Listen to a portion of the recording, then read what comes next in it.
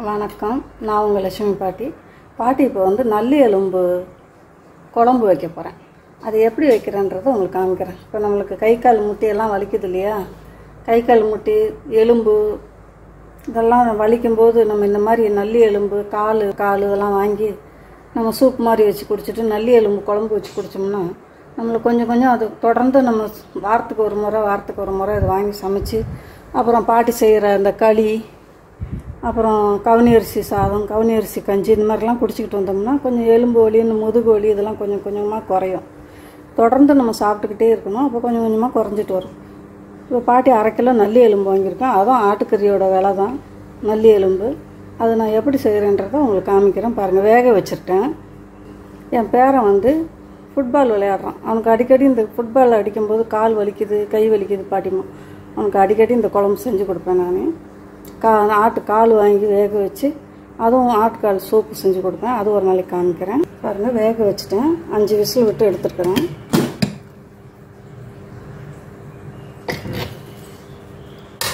வெறும் நல்லி எலும்பும் கொஞ்சம் வந்து பாசிப்பயிரும், ஒரு கைப்பிடி பாசிப்பயிறு, ஒரு கைப்பிடி பட்டாணி போட்டு வேக வச்சுருக்கேன். அது டேஸ்ட்டு ரொம்ப நல்லாயிருக்கும். பாருங்க, கொஞ்சம் பாசிப்பயிறு ஒரு கைப்பிடி பாசிப்பயிரும், ஒரு கைப்பிடி பச்சை பட்டாணி, வெள்ளை பட்டாணி ரெண்டும் கலந்து வச்சுருக்கிறேன். நான் வாங்கி ரெண்டையும் ஒன்றா கலந்து வச்சுருக்கேன். அது போட்டிருக்கேன் பாருங்கள். ஒரு கைப்பிடி பாசிப்பயிறு, ஒரு கைப்பிடி பட்டாணி. வெறும் நல்லி எலும்பு தான் 1/2 கிலோ வாங்கியிருக்கிறேன். இது வேக வச்சுட்டேன். 5 விசில் விட்டு எடுத்துருக்கேன். கொஞ்சம் மஞ்சத்தூள், வெறும் மஞ்சத்தூள் தான் போட்டு வேக வச்சுருக்கேன். வேறு ஒன்றுமே போடலை. கொஞ்சம் தண்ணி ஊற்றிருக்கிறேன். இந்த மாதிரி வேக வச்சு எடுத்து வச்சுக்கிட்டிங்கன்னா சீக்கிரம் சமையல் முடிஞ்சிடும். வானொலி காய வச்சுட்டேன். அதில் 1 டேபிள் ஸ்பூன் எண்ணெய் ஊற்றிருக்கேன் பாருங்கள். அது கூட பாட்டி எண்ணெய் போட்டு வதக்குறேன்னு பாருங்கள். இஞ்சி ஒரு கட்டை சைஸில், கட்டை வரலுக்கும் கொஞ்சம் பெரிய சைஸில் நறுக்கி வச்சுருக்கேன். இஞ்சி போட்டுக்கலாம். ஒரு 10 பல் பூண்டு பல்,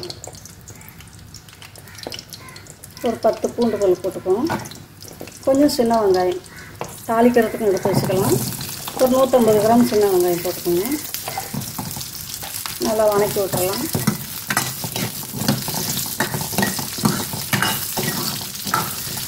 அது கூடவே 2 கொத்து கருவேப்பிலை போட்டுக்கலாம்.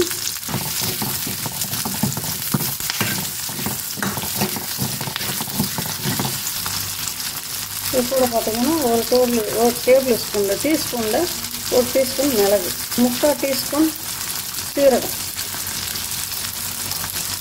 ஒரு 1/2 டீஸ்பூன் சோம்பு, 1/2 டீஸ்பூன் சோம்பு.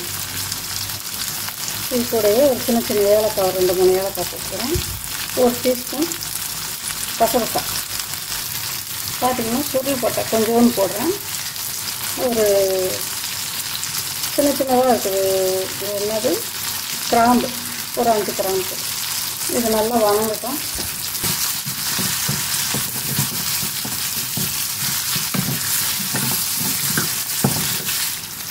பார்த்திங்கன்னா நல்லா வதங்கிட்டு இப்போ இறக்கி ஆற வச்சுக்கலாம். இறக்கி ஆறணுன்னு அரைச்சிக்கலாம். இப்போ தாளித்து விட்டுடலாம் குழம்ப. பார்த்திங்கன்னா இந்த மாதிரி நல்லா வதங்கி வரணும். பச்சை வாடையெல்லாம் போய் நல்லா வதங்கி வந்தால் தான் குழம்போட வாசனை நல்லாயிருக்கும். குழம்பும் நல்லா ருசி கொடுக்கும். இந்த மாதிரி வதங்கிடணும். இந்த மாதிரி வதங்கி விடுங்க. பச்சையாக வச்சுக்கூடாது. எல்லாமே நல்லா வதங்கிருக்கும். அப்போ தான் கறி குழம்பு நல்லாயிருக்கும். கறி குழம்பு கிடையாது, இது நல்லி எலும்பு குழம்பு. பாருங்கள், சட்டி காய வச்சுட்டேன். கொஞ்சம் எண்ணெய் ஊற்றிக்கலாம். பார்த்திங்கன்னா 1 டேபிள் ஸ்பூன் எண்ணெய் ஊற்றிருக்கேன். சட்டி நல்லா காஞ்சிடுச்சு. காஞ்ச அப்புறம் எண்ணெய் ஊற்றிக்கோங்க. ஒரு 1/4 ஸ்பூன் சோம்பு போட்டுக்கலாம். வேறு ஒன்றும் போட வேண்டாம். பாருங்கள், அன்னாச்சி முக்கம் சாரணையும் போட்டுக்கிறேன். அது 2 அவ்வளோதான் போடுங்க. ரொம்ப அதிகமாக போடாதீங்க. இப்போ வந்து சின்ன வெங்காயம் ஒரு 10 வெங்காயம் கட் பண்ணி வச்சுருக்கேன் பாருங்கள். பெரிய வெங்காயம் 2 எடுத்தேன் இல்லையா? ஒரு வெங்காயம் கட் பண்ணி வைப்பேன், ஒரு வெங்காயம் வச்சுட்டேன். போதும். ஒரு வெங்காயம் கட் பண்ணி போட்டிங்கன்னா போதும். அரைக்கிறோம் இல்லையா வெங்காயம்.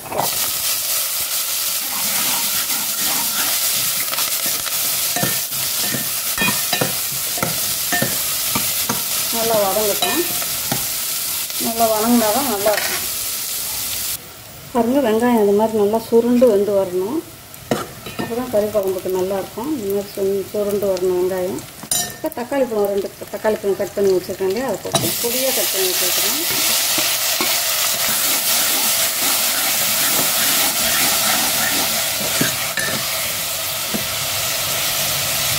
இது கூட கொஞ்சம் உப்பு போட்டுக்கலாம். தக்காளி நல்லா வெந்து வரட்டும்.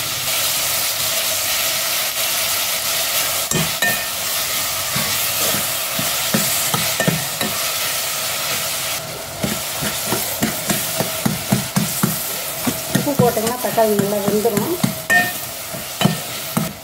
இன்னும் கொஞ்சம் நேரம் வேகட்டும். தக்காளி நல்லா வேகணும், அப்போ தான் நல்லாயிருக்கும் குழம்பு. இன்னும் கொஞ்சம் நேரம் வேகட்டும். இன்னும் ஒரு 2-3 நிமிஷம் வேகட்டும். தக்காளி பழம் வெங்காயம் எல்லாமே நல்லா வதங்கி வந்துடுச்சு. இப்போ நான் அரைச்சி வச்சுருக்கிறேன். அரைச்சிட்டு வந்தேன் இல்லையா கலவை, அரைச்சிருக்கேன். இது கூட 2 டேபிள் ஸ்பூன் அரைச்ச மிளகாப்பொடி, வெறும் மல்லிப்பொடி, மிளகாப்பொடி, சோம்பு, சீரகம், இந்த மாதிரி கறி குழம்புக்குன்னு தனியாக அரைச்சி வச்சுருக்கிறேன். அதை போட்டுருக்கேன். 2 டேபிள் ஸ்பூன் போட்டுருக்கேன். பார்த்திங்கன்னா வேக வச்ச கறி எடுத்து அதை போட்டுருவேன்.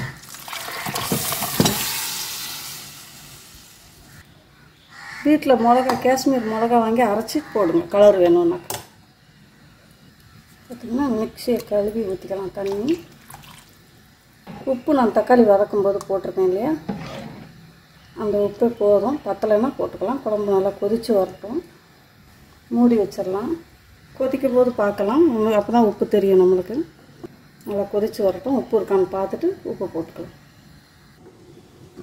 அதுக்குமே திறந்து பார்ப்போம்.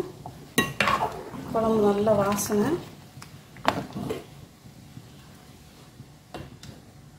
எலும்பெல்லாம் நல்லா வெந்துருச்சு. குக்கரில் வேக வச்சோம் இல்லையா, அதுலேயே நல்லா வெந்துருச்சு. வெந்து வந்துருச்சு பாருங்க, எப்படி தனித்தனியாக வருது. இப்போ கொத்தமல்லி தலையை போட்டுக்கிறேன். கேஸ் ஸ்லோவாக தான் வச்சுருக்கிறேன். கொத்தமல்லி தலையை போட்டுக்கிறேன். குழம்பு ரெடி ஆயிடுச்சு. இதுக்கு மேலே கொதிக்க வேண்டாம்.